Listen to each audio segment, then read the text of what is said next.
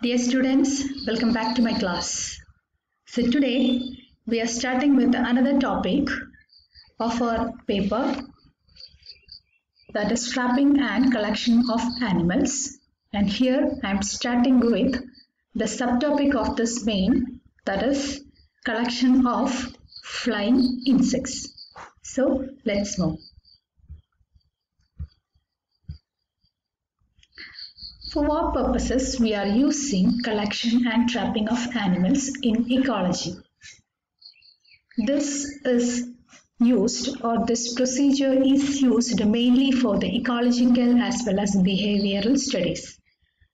For more clearly, for the habit as well as the habitat of an organism. For the clear understanding of this habit and habitat of an organism, we are using the collection as well as trapping of animals. Okay, so we are starting with the collection of flying insects. How can we collect flying insects from our field? Generally, 4 different methods are employed for collecting flying insects. They are sweeping, beating, netting and trapping. So let's discuss about the detail of each one. What is meant by sweeping? This is the mode of sweeping. Okay. In insects, there are generally 2 different types of nets are used for sweeping. Sweeping is the most common method of collecting insects. So the insect nests are generally classified into 2 different types, that is aerial nets and sweeping nets. What is the difference? In the case of aerial net, this is the aerial net. Okay, as the name indicates, the aerial net is generally used for collecting fast-moving insects in air. For example, dragonflies, butterflies, bees or wasps. All these insects are fastly moving in the air. For collecting them, we are using aerial nets. And what about the apparatus? This is generally consisting of a net bag. Here, this is a net bag which is generally made up of a meshed muslin cloth, and they generally having a light-weighted handle. Okay, so by using this apparatus, we are sweeping in the field and we can collect these kinds of aerial insects for our collection. Then the second one is called a sweeping net. This is called a sweeping net. So superficially, you can see that there is no difference between them, right? They look similar, but the difference is that here the material, the meshed material is the muslin cloth or a soft net. Here it is a heavier material. The meshed material is a heavier one, that is generally a canvas-like structure, and generally they have a heavier handles. Okay, so this is the main difference. The sweeping net must be much more heavier than compared to aerial nets. And for what purposes sweeping net is used? The sweeping net is generally used for collecting grasshoppers as well as bugs. So these are the 2 different types of nets used for sweeping. Okay, this is mode of sweeping. A person is sweeping by using a sweeping net in an agricultural field.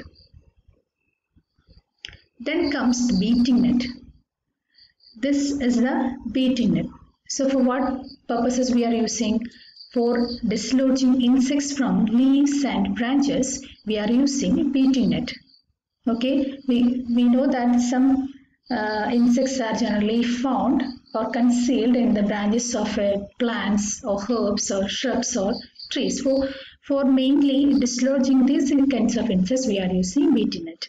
Okay, and this apparatus consisting of a beating tray. This is called the beating tray, and it is generally having a cloth or net which is placed under the leaf or the branches of a plant, and it is also provided with a stick. The purpose of stick is the stick will beat upon these branches, and hence the insects can be easily collected into this tray, beating tray. Okay, so that's all about the beating net. Then comes the netting. Netting, I have already told you that this netting is generally used for collecting insects, diurnal insects. Here it is this apparatus is somewhat similar to that of the sweeping net as well as aerial net. This net is called a butterfly net, and this butterfly net is generally used for, as the name indicates, is generally used for collecting butterflies.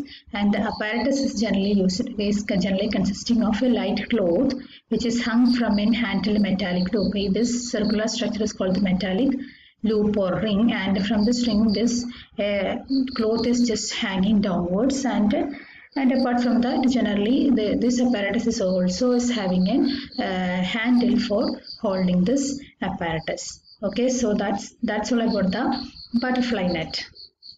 Then the trapping. How can we trap these kinds of insects for our studies? For diurnal walking and crawling insects, we are generally using 6 different types of trapping method. They are wind trap, bait trap, sticky traps, water traps, malaise traps, and light traps. So let's discuss about the detail of each trap. What is meant by wind trap? As you can see here, this apparatus is generally placed in the direction of wind. Okay, those insects which passes through this apparatus or through the face of this apparatus will be collected in the jar. Okay, so this is called a wind trap. Why it is called a wind trap is that this is placed in the direction of wind. Okay, then comes bait trap. Bait, we know that bait is something material which is used for feeding. So here a bait, generally overripe fruits or rotten fungi or piece of fishes are generally placed just behind the collecting jar or collecting apparatus, and those insects which comes to feed this bait will accidentally feed into this jar. So this is another method of trapping insects, that is called bait traps. Then comes sticky traps. This is generally used for collecting small actively flying diurnal as well as nocturnal insects, which means the day active as well as the night active insects are generally used. They are generally trapped by this method, and this is the apparatus, and this apparatus generally consisting of a cylindrical metal sheet fit to a particular pole or a handle, and what we are doing is that the metal sheet is coated with a paste of gum. Okay, or a preservative materials will be added to the above of this sticky trap. So those insects which attracted or just hit on this material or metal sheet, they will stuck there because the paste is applied, or the paste or the gum is applied over the surface. So this is called a sticky traps. We are applying some sticky substance over this cylindrical sheet for attracting insects. Okay, then comes water traps.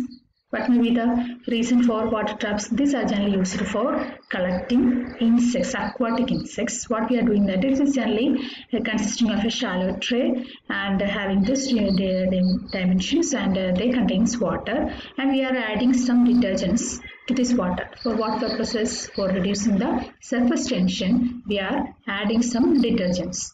Okay, then this apparatus is placed into the area that we want to collect, and those insects which will be attracted to this particular trap will be accidentally fed into this apparatus or into this water. As detergent is added, they cannot move out, they will be trapped inside, and this trap is generally used for attracting flying as well as aquatic insects. Then malaise traps. Malaise trap is generally used for attracting flying insect also, and this apparatus generally consisting of a roof. Netting is provided with a roof, and here you can see that 2 or more jars are placed just attached to this roof. Here it is, one jar is placed, and just behind this another jar is placed. And what happened is that those insects which actually hit on this roof will be moved into this jar and collected over there. This is called malaise traps. Then comes light traps. Light traps, as the name indicates, the light source is generally used for collecting or for trapping insects. Here, this is the apparatus. This apparatus is consisting of a light source and a collecting jar here. Here, this is a collecting jar. Those insects which are attracted to this light, mainly UV as well as mercury lamps are used. Whenever this lamp is lighted, this insect will be attracted to this area and they accidentally fell down and it is stored in this collecting jar. So this is the another method of trapping nocturnal insects. This is generally concerned with attracting nocturnal insects, because in the light or daytime we need not light. So they are used mainly in the night time. Thank you.